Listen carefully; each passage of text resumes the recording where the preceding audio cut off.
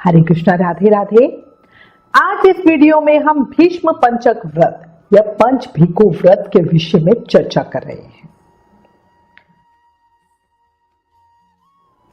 कार्तिक के पूरे महीने में रोज सुबह ब्रह्म मुहूर्त में तारों की छाव में स्नान, पूजा पाठ, व्रत आदि करने का नियम होता है। ठीक है ना, ये हमारे पूरे कार्तिक का होता है।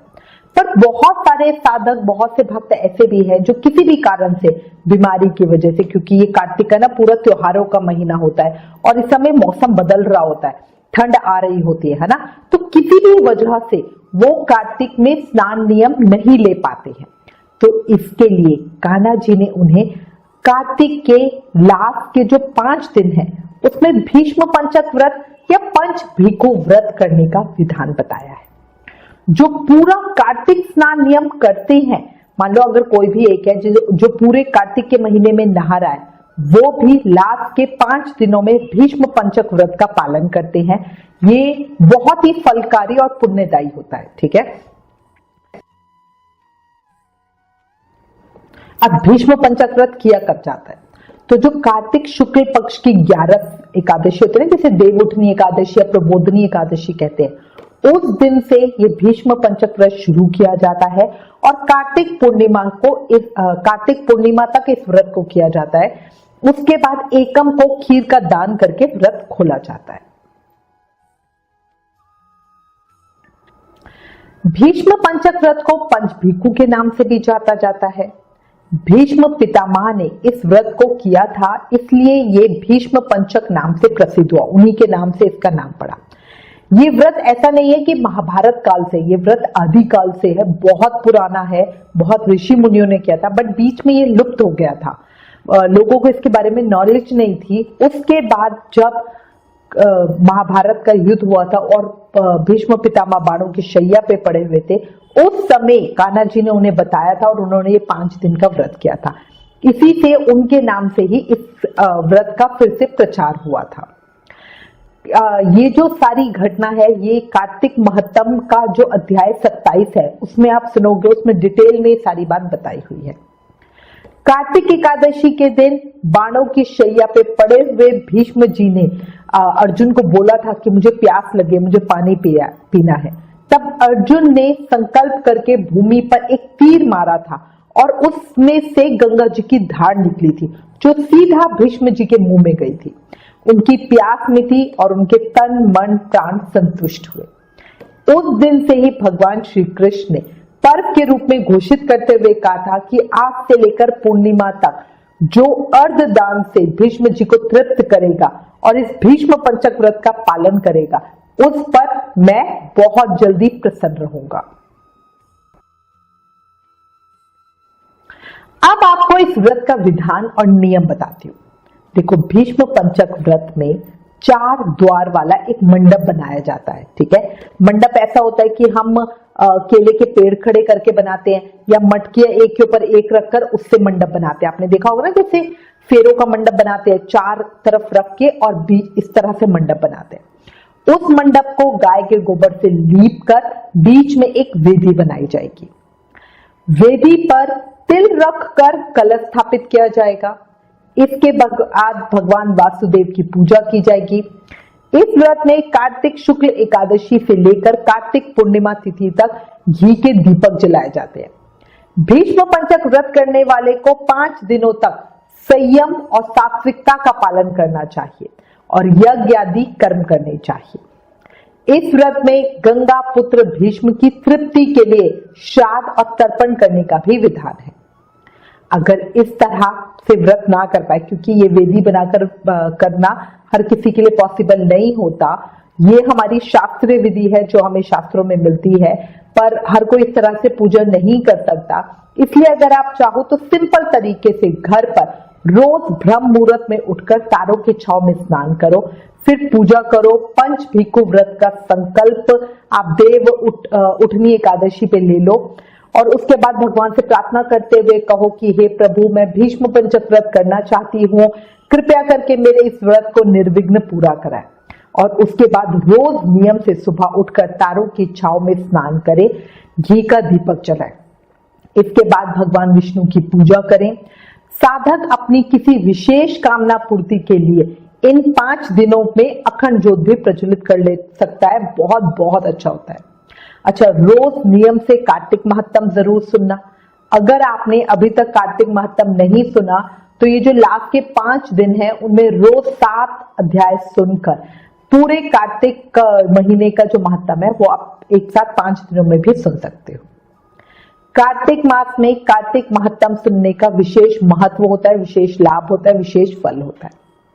अच्छा, भीष्म पंचक व्रत में जो साहूकार की बहू की पंचभीखों वाली कहानी है उसको भी रोज सुना जाता है। इस कहानी का वीडियो भी आपको बहुत जल्दी मिल जाएगा। इस व्रत में निराहार रहने का विधान है, पर जैसा कि कलयुग है साधक 5 दिनों तक बिना कुछ खाए नहीं रह पाते, इसलिए एक समय फलाहार यानी कूटू सिंघाड़े के आटे से बना खाना खा सकते हैं। फलाहार मीठा या नमकीन कोई भी ले सकते हो। नमक, अगर मान लो आप नमकीन फलाहार लेते हो तो नमक आपको सिंधा नमक जो व्रत में इस्तेमाल होता है वो नमक इस्तेमाल करना है। इन 5 दिनों में अन्न को बिल्कुल नहीं खाना चाहिए, अन्न का त्याग करना चाहिए, नमक एक समय खाना चाहिए। अच्छा, इन दिनों में पंचगव्य गाय का दूध, दही, घी, गौझरण और गोबर रस का मिश्रण इसका सेवन करना बहुत बहुत अच्छा होता है। जो हमारी शास्त्रीय विधि है उसमें तो यही कहा जाता है, जो आप कार्तिक महात्म सुनोगे उसमें भी यही बताया गया है कि रोज इसी का सेवन करके व्रत किया जाता है। बट देखो आज कलयुग के समय में मुझे लगता है इस तरह व्रत करना बहुत मुश्किल है ना। खाली आप ये पंचगव्य रोज एक एक चीज लो और उससे व्रत करो तो वो मेरे हिसाब से बहुत मुश्किल है। अगर कोई कर सकता है तो उससे अच्छी कोई बात ही नहीं है, ठीक है ना। और ये सेहत के लिए वैसे बहुत अच्छा होता है, तो पानी में तो इसलिए पूरी तरह से आपकी इच्छा है। अच्छा, इसके अलावा एक और चीज याद रखना, रोज सुबह नहाने के पानी में थोड़ा सा गौझरण यानी गौमूत्र डाल ले और उससे स्नान करें। ये रोग, दोष और पाप नाशक माना गया है। अच्छा, कार्तिक पूर्णिमा पर अपने व्रत का उद्यापन करेंगे। उद्यापन बड़ा नहीं है, ब्राह्मण को जोड़े सहित आप जिमा सकते हैं, मतलब ब्राह्मण और ब्राह्मणी को कोई भी जोड़े को बुलाकर उसको घर बुलाकर खाना खिलाकर दान दक्षिणा देकर फिर आप अपने व्रत का उद्यापन करेंगे। फिर अगले दिन पड़वा पर, मतलब कार्तिक पूर्णिमा के अगले दिन पड़वा होती है ना, प्रतिपदा का जो दिन होता है, उसमें चिड़ा चिड़ी की कहानी सुनकर कान्हा जी को खिचड़ी का भोग लगाकर फिर हम अपने व्रत का पारण करेंगे, मतलब व्रत खोल लेंगे, मतलब हम अन्न खा लेंगे। जो कार्तिक व्रत करते हैं वो दाल चावल का त्याग करते हैं। साथ ही जो भीष्म पंचक व्रत करके 5 दिन फलाहार करते हैं वो प्रतिपदा को खिचड़ी और खीर खाकर अपना व्रत खोलते हैं। चिड़ा चिड़ी की कहानी भी आपको जल्दी भेजूंगी। अच्छा, एक और रिक्वेस्ट, अगर आपको अपने मोबाइल पर आने वाले जो तीज त्योहार है उनके रिमाइंडर्स चाहिए तो आप हमें व्हाट्सएप करें 9821025751 पर। एक प्रश्न आया है जिसमें साधक ने पूछा कि क्या वो पंचभीखु व्रत में तारा भोजन का नियम ले सकते हैं। तो देखो, एक बात समझ लो, ये दोनों अलग अलग व्रत हैं। तारा भोजन जो व्रत होता है वो पूरे महीने का होता है, ऐसा नहीं कि 5 दिन कर लिए। तारा भोजन व्रत में हम तारों को अर्घ देकर जो नॉर्मल खाना होता है, जो घर पे हमारा रोटी सब्जी बनती है वो हम खा लेते हैं, जो सात्विक खाना होता है। पर जो ये पंचभीखु व्रत होता है ये लास्ट के 5 दिन में होता है। इसमें हम शाम की पूजा के बाद फलाहार लेते हैं, इसमें अन्न नहीं खाया जाता। दोनों ही व्रतों में खाना रात को ही खाया जाता है, पर दोनों अलग अलग व्रत हैं। एक प्रश्न आया है कि अगर लास्ट के 5 दिन हम व्रत कर रहे हैं, स्नान कर रहे हैं, तो क्या ब्रह्मचर्य का पालन करना जरूरी है। देखो, लास्ट के 5 दिनों के लिए तो कहूंगी हाँ जरूरी है। भीष्म पंचक व्रत में एक बात का विशेष ध्यान रखना, भीष्म पंचक व्रत में ब्रह्मचर्य व्रत का पालन बहुत जरूरी है। इसका कारण है, जो मां गंगा के पुत्र भीष्म पितामह थे ना, वो पूर्व जन्म में वसु थे। अपने पिता की इच्छा पूर्ति के लिए उन्होंने अजन्मा अखंड ब्रह्मचर्य व्रत का पालन किया था, है ना। और उनके पिता ने उनको इच्छा मृत्यु का वरदान मिल दिया था। इसलिए इन 5 दिनों में ब्रह्मचर्य का पालन करना बहुत जरूरी है, क्योंकि आप भीष्म पितामह का तर्पण भी करते हो, है ना। तो ब्रह्मचर्य व्रत बहुत जरूरी है। एक प्रश्न आया है, तर्पण करते हुए क्या कहें। देखो, इन 5 दिनों में रोज हमें भीष्म पितामह के लिए तर्पण करना चाहिए। भीष्म पितामह का तर्पण करते हुए हमें बोलना चाहिए हे आजन्म ब्रह्मचार्य का पालन करने वाले परम पवित्र सत्य व्रत परायण गंगा नंदन महात्मा भीष्म को मैं ये अर्घ देती हूँ। इस तरह कहते हुए रोज उन्हें अर्घ दे। साथ ही रोज नियम से भागवत महापुराण का या गीता का पाठ भी जरूर करें। धार्मिक मान्यता है कि जो लोग पूरी श्रद्धा के साथ इस व्रत का पालन करते हैं उनके द्वारा सब प्रकार के शुभ कामों का पालन हो जाता है। ये बहुत बहुत ज्यादा फलकारी व्रत है और हमारे बड़े से बड़े पाप को भी नाश करने वाला है। जो निसंतान दंपति है वो इस व्रत को जरूर रखें, उन्हें संतान सुख की प्राप्ति जरूर होगी। इसके अलावा इस व्रत को रखने से सुख सम्मान में वृद्धि होती है, स्वास्थ्य बहुत अच्छा रहता है और लंबी आयु मिलती है। अब हमसे बहुत लोग पूछते हैं कि भीष्म पंचक व्रत में हम पूजा कैसे करें। तो देखो, सबसे पहले आपको सुबह जल्दी उठना है। ये जो मैं विधि बता रही हूँ ये दोनों के लिए है जिन्होंने कार्तिक में पूरे महीने कुछ नहीं किया। ये जो कार्तिक में स्नान कर रहे हैं सबके लिए इसी तरह से करना है। सुबह जल्दी उठे, तारों की छांव में स्नान करें, ठंडे पानी से नहाना है। उसके बाद साफ सुथरे कपड़े वगैरह पहनकर पूजा की तैयारी करेंगे। पूजा आप मंदिर में, घर में कहीं भी कर सकते हो। पूजा करते हुए हमें जिस भी तरह से हम रोज पूजा करते हैं उसी तरह से करते हैं, है ना। आप मंदिर जा रहे हो तो शंकर को, भगवान भोले शंकर को आप स्नान वगैरह करा के उनका अभिषेक कर सकते हो, है ना। या घर में पूजा कर रहे हो तो अपने लड्डू गोपाल जी का अभिषेक कर सकते हो। इस तरह रोज की पूजा करने के बाद आपको कार्तिक महत्तम सुनना है, पंच भीखू की कहानी सुननी है। अब जैसे एकादशी से शुरू करेंगे तो एकादशी वाले दिन एकादशी की कहानी सुनेंगे। इसके अलावा हमें कार्तिक महत्तम, पंच भीखू की कहानी तो रोज ही सुननी है, पांचों के पांचों दिन। एकादशी वाले दिन हम एकादशी की कहानी भी सुनेंगे और पूर्णमासी वाले दिन भगवान सत्यनारायण की कहानी सुनेंगे, ठीक है ना। और इसके अलावा कार्तिक की जो कहानियां होती है वो 2 कहानियां वो सुनी जाती है। ये पूजा करने में हमें थोड़ा समय ज्यादा लगता है क्योंकि हमें चीजें सुननी ज्यादा होती है। और इसके अलावा आप भीष्म पितामह का तर्पण करेंगे। ये हमारी सुबह की पूजा हो गई। आप चाहो तो उसी समय माला जाप कर सकते हो, विष्णु सहस्त्रनाम का पाठ कर सकते हो या भागवत महापुराण पढ़ सकते हो। चाहो तो ये काम बाद में भी कर सकते हो क्योंकि सुबह सुबह थोड़ा सा समय कम होता है, ठीक है। तो पूरी तरह से आपकी इच्छा है। इसके बाद हम तुलसा महारानी की पूजा करेंगे, सूर्य भगवान को जल देंगे। ये सब करने के बाद भजन कीर्तन अगर आप कर सकते हो तो तब कर सकते हो, ना बाद में भी कर सकते हो। इसी तरह शाम को भी विशेष पूजा करनी है, शाम को हम करेंगे और तुलसा महारानी की पूजा करेंगे, भगवान के सामने दीप प्रज्वलित करेंगे। अगर आपका दीप दान का नियम है, कहीं भी आप दीपक प्रज्वलित करते हो, मंदिर में, गौशाला में, कहीं भी, है ना, तो वहां हम दीप प्रज्वलित करेंगे।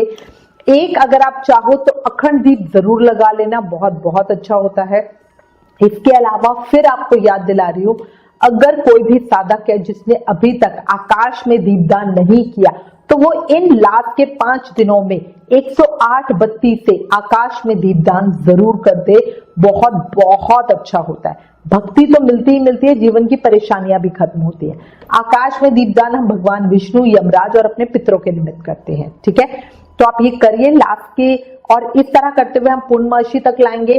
खाना मैं आपको बता चुकी हूँ, फलहार लेंगे, पूर्णमासी पर इसका उद्यापन करेंगे, ब्राह्मण ब्राह्मणी को चढ़ाएंगे। बस ये पूजा का नियम होता है। अब मैं आपको बताती हूँ इस भीष्म पंचक व्रत को भीष्म पंचक क्यों कहते हैं। देखो, महाभारत का युद्ध जब समाप्त हो रहा था उस समय भीष्म पितामह सूर्य के उत्तरायण होने की प्रतीक्षा में जो बाणों की शैया थी उस पर शयन कर रहे थे। एक दिन भगवान श्री कृष्ण 5 पांडवों को साथ लेकर उनके पास गए। उचित अवसर देखकर युधिष्ठिर ने भीष्म पितामह से उपदेश देने का आग्रह किया, क्योंकि जो भीष्म पितामह थे वो बहुत बहुत ज्ञानी थे। भीष्म जी ने 5 दिनों तक राजधर्म, वर्ण धर्म, मोक्ष धर्म आदि पर उपदेश दिया। उनका उपदेश सुनकर श्री कृष्ण बहुत संतुष्ट हुए और बोले, पितामह, आपने शुक्ल पक्ष की एकादशी से लेकर पूर्णिमा तक 5 दिनों में जो धर्ममय उपदेश दिया है उससे मुझे बड़ी प्रसन्नता हुई है। मैं इसकी स्मृति में आपके नाम पर भीष्म पंचक व्रत स्थापित करता हूं। जो लोग इसे करेंगे वो जीवन भर अलग अलग तरह के सुख भोग कर अंत में मोक्ष प्राप्त करेंगे। ये व्रत न केवल पहले किए गए संचित पापों से मुक्ति दिलाता है बल्कि आने वाले जीवन को भी सुखी बनाता है। भीष्म पंचक व्रत बहुत मंगलकारी है, फलदायी है, पुण्य देने वाला है। जो भी भक्त इस व्रत को श्रद्धा पूर्वक करते हैं उन्हें मृत्यु के बाद मोक्ष और उत्तम गति अवश्य ही मिलती है। अंत में फिर कहूंगी, संकल्प के साथ भीष्म पंचक व्रत जरूर करें। देखो, कार्तिक का महीना मुश्किल कहा गया है क्योंकि इसमें बहुत सारे तीज त्योहार होते हैं, ठीक है ना। बट दीपावली के बाद क्या होता है, जो हमारे सांसारिक तीज त्योहार है वो खत्म हो जाते हैं और अब हमारी देव दीपावली आएगी, देवों की दीपावली, है ना। और अध्यात्म में रह के तो हमें भक्ति ज्यादा करनी है। तो अब आपके पास कलयुग के काम खत्म हो गए हैं और अब आपके पास अभी भी बम्पर सेल का, है ना, पुण्य आपको तो बस ऐसे भर भर के मिल रहे हैं, तो उसका लाभ जरूर लें और ये अंतिम 5 दिनों में जरूर से ही व्रत करें। कार्तिक एकादशी देखो अपने आप में महापुण्यदायी है ना, जिसका व्रत सभी साधक करते ही करते हैं। इसी के साथ आपने कार्तिक महत्तम में आप सुनोगे कि जो कार्तिक मास की त्रयोदशी से पूर्णिमा तक की जो ये अंतिम 3 तिथियां हैं, ये बहुत ज्यादा पुण्य देने वाली है, इनका बड़ा विशेष प्रभाव होता है। इसलिए अगर कोई ये कार्तिक के अंतिम 5 दिनों में स्नान व्रत का नियम करता है तो उसे पूरे कार्तिक महीने के स्नान का फल मिल जाता है। इन 5 दिनों में नियम से श्री विष्णु सहस्त्र नाम का पाठ करें, बहुत बहुत अच्छा होता है। भीष्म जी को अर्घ देने से जो पुत्रहीन होते हैं उन्हें पुत्र प्राप्त होते हैं और जो पुत्रवान होते हैं उनके पुत्र अच्छे बनते हैं। जिसको भी स्वप्न दोष या ब्रह्मचार्य संबंधी गंदी आदतें या प्रॉब्लम होती है ना, उन्हें इन 5 दिनों में भीष्म जी को नियम से अर्घ देना चाहिए। इससे ब्रह्मचार्य में उनकी सुदृढ़ता बनती है, उनके अंदर कंट्रोल पावर आती है। कई लोगों के अंदर कंट्रोल नहीं होता है ना। हम सभी साधकों को इन 5 दिनों में भीष्म जी को अर्घ जरूर ही देना चाहिए और ब्रह्मचार्य का पालन भी जरूर ही करना चाहिए। इस व्रत को विधि पूर्वक करने से भगवान विष्णु बहुत खुश होते हैं और ये बड़ा आसान उपाय है, करके देखना। सभी को कह रही हूं, जरूर से करना, सभी मन की इच्छाएं भी पूरी होती है। देखो, अब ये सारी बातें तो हो गई भीष्म पंचक व्रत की। इसी में जो ये अंतिम लास्ट 5 दिन है, इनमें एक होता है पंचभीकु व्रत, जिसमें हम रोज साहूकार की बहू और राजावली कहानी सुनते हैं। ये व्रत 5 साल तक हर कार्तिक में किया जाता है नियम से। कार्तिक स्नान क्या होता है, जैसे इस साल कर लिया, अगले साल कोई प्रॉब्लम हो गई नहीं किया, है ना। पर अगर आप पंचभीकु व्रत कर रहे हो तो 5 साल तक रेगुलर करना है। 5वें साल में इस व्रत का उद्यापन होता है। इस व्रत के नियम में हम एकादशी और द्वादशी को व्रत करते हैं, फिर त्रयोदशी को नॉर्मल खाना खाते हैं, फिर चतुर्दशी और पूर्णिमा को व्रत करते हैं और प्रतिपदा वाले दिन अपने व्रत को खोल लेते हैं, है ना। तो इस तरह ये व्रत करते हैं। हर साल व्रत के समापन पर 5 चीजें ब्राह्मणों को दान दी जाती है। 5 चीजें आप कोई भी अपनी इच्छा अनुसार कुछ भी ले सकते हो। इस तरह लगातार 5 साल तक ये व्रत किया जाता है। 5वें साल ब्राह्मण ब्राह्मणी का जोड़ा जमाया जाता है, उन्हें भोजन करवाया जाता है, दक्षिणा और 5 चीजें देकर विदा करके अपने व्रत का उद्यापन किया जाता है। कई जगह ब्राह्मण के साथ सास ससुर को भी कपड़े पहनाए जाते हैं, मतलब उन्हें भी जो भी होता है ना, साड़ी कुर्ता पजामा वगैरह देकर पैसे दिए जाते हैं, उद्यापन किया जाता है। तो इस तरह आपके 2 जोड़े जीम जाएंगे, एक ब्राह्मण ब्राह्मणी का, एक सास ससुर का। कई लोग जेठ जेठानी करते हैं, नंद नंदोई करते हैं, तो ये सामाजिक बात होती है। इस प्रकार जो कोई भी श्रद्धा और भक्ति से इन 5 दिनों तक स्नान और पूजा पाठ करता है, उसके सभी कष्ट मिट जाते हैं। पंचभीकु व्रत सांसारिक होता है, भीष्म पितामह का जो भीष्म पंचक व्रत है वो आध्यात्मिक होता है, ठीक है। इसी के साथ मैं उम्मीद करती हूँ इस वीडियो में दी गई जानकारी आपके लिए उपयोगी होगी। इससे रिलेटेड अगर आपके पास कोई भी कमेंट या सजेशन है तो प्लीज हमें लिखें। ज्ञान बांटने से बढ़ता है, इसलिए इस वीडियो को ज्यादा से ज्यादा शेयर करें। Please like, share and subscribe. Thank you. Hare Krishna.